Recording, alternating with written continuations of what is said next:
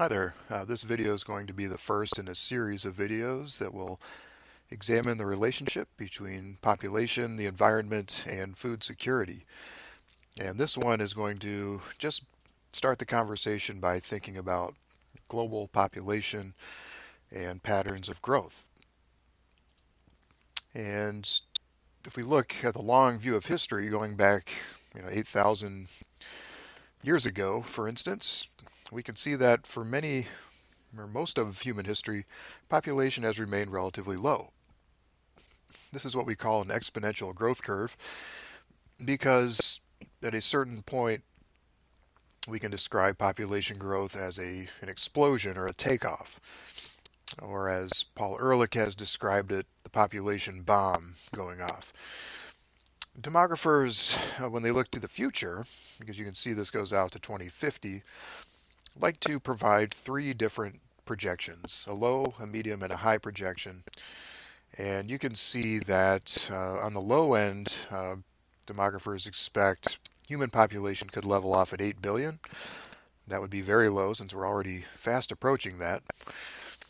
In uh, the median prediction would be 9 billion, and the high prediction closer to 11 billion. And all indication is we're moving towards something between the medium and high currently.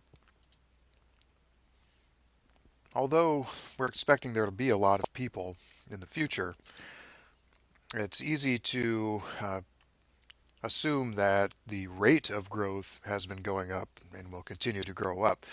In fact, what we're seeing is the result of something called population momentum. And actually, you can see that on this chart, looking at the rate of growth over time, that we peaked somewhere quite a while ago, right? 1990, when we hit about 2% growth rate. And from there, it's actually been coming down precipitously and will continue to fall until 2050.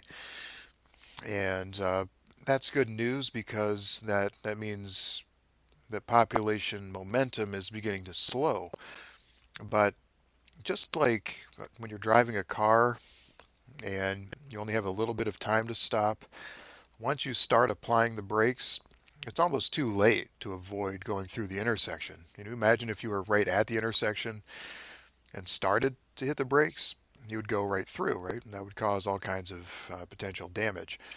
So we've got to hit the brakes long before we expect to stop. And the same is true with population. If we want to limit population size, then in, in terms of decades, we need to start pumping the brakes. Uh, if we expect to avert disaster that could come about from overpopulation. The world's most populous countries, the two big ones we call the Asian giants, China and India, each over a billion. United States, about a third the size of either of those countries at about 300 million. Indonesia, fast approaching the level of the United States. And behind Indonesia are Pakistan and Nigeria. Nigeria has leapfrogged up this list, by the way, over the last 10 years, surpassing Brazil and Bangladesh. And then at the bottom of the list are Russia and Mexico. Mexico just joined the list, pushing Japan further down. Although Japan is a populous country, it's also a shrinking country, and we'll talk about that a little bit later, but a lot of that has to do with the age structure of a country, on whether or not it's growing or not. Whenever we talk about population, we need to talk about Malthus.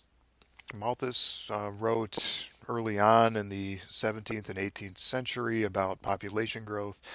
He was the first alarmist, we might say, the first to be concerned that population was getting out of control and that would mean really bad things like famine and war.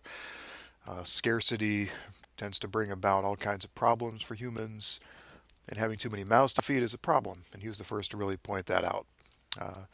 And so for Malthus, he said that the human urge to reproduce, that is, sexual reproduction, is going to outpace our ability to grow food, and the consequence of population growth is poverty, and therefore he was actually opposed to any sort of program that would help the poor because he thought that would only allow us to keep being irresponsible about population growth. That's not the only perspective. Feminists, for instance, point out that the real culprit here is patriarchy. That if you look at countries where there's high population growth, they also tend to be places where women have few rights, and then they're expected to have large families. They're not given opportunities to go to school, for instance, or to have careers. And so the role of women in patriarchal societies is more or less limited to motherhood, and uh, it's there that we see high fertility rates. The Marxist perspective also is very different. It reverses the causality uh, suggested by Malthus. Remember, Malthus said population growth causes poverty. A Marxian perspective would reverse that and say that it's poverty that causes population growth. It's the poor uh, who tend to have more uh, kids, right? Larger families, and so forth. So, from a Marxist point of view, if you want to reduce population, you've got to solve the poverty problem first. Yet a third perspective, what we call the demographic transition theory, suggests that what we're seeing is actually a series of different types of transitions going on. And as countries begin to develop economically, what happens is the health of your average citizen begins to improve, uh, which means people live longer. And that in itself would be bad because with people living longer, you're going to have more people in society. But what tends to happen is when you improve health, family sizes tend to shrink. And so fertility transition tends to follow the mortality and health transition. So as people's lives improve and their life expectancy increases, family sizes tend to get smaller. So fertility goes down, and that's good for population size.